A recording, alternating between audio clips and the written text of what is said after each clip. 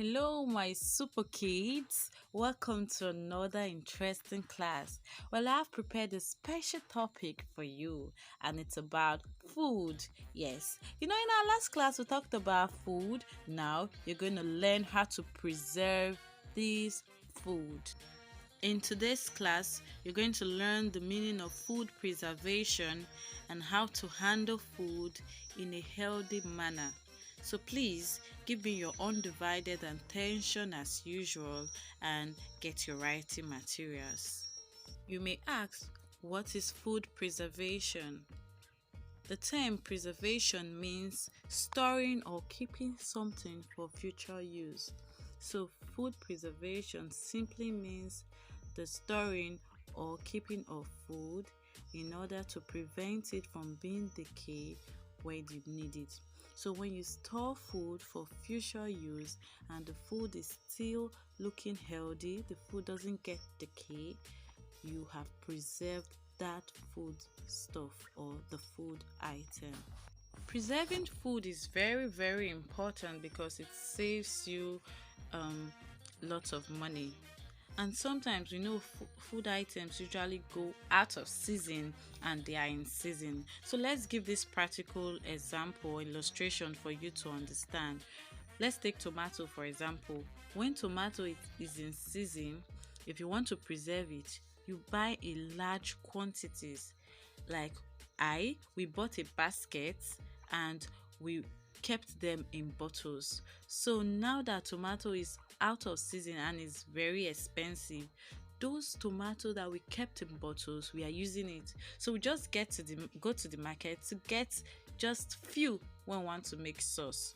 So if you want to preserve food, you get them when they are in season and keep them till when they'll be out of season. Then you will spend less. And it is not good to waste food when they are in season. You say, oh, tomato is in season, rice is in season, so I can waste it. No. Wasting is very bad. So it's always good to preserve food items. Now, you've seen what food preservation is, or you've known the meaning of food preservation. You will learn how to prevent food from wastage. Yes, how to prevent food from wasting. The first thing you're advised to do is to cook enough food. Yes, you need to cook enough food that will last you the time frame that you want that particular food to stay. Take for instance, I want to cook a food that will stay for like 1 week. I'm going to add more to what I'm going to cook, more food items. But if I'm going to cook a food that will stay for just a day, I'm cooking lesser. So I don't want to cook less when I want the food to stay for 1 week. If I cook less, that means I have to cook again and I'm spending more. Do you understand? But if I cook the food that will actually last for 1 week, I will spend less, I will save my time, and I'm preserving food. Now when you're done cooking or when mommy finish cooking and you have the permission to take food, you want to take the food that you can finish. Just take what you can eat. Don't take more than what you can eat. If you take more, it will lead to wastage. I'm working on that myself too, but that is how to preserve food. It is better to take in small quantities. When you're not okay, you go back and take than taking what you cannot finish, because nobody wants to eat your food remains and you are not preserving food. So take what you can eat.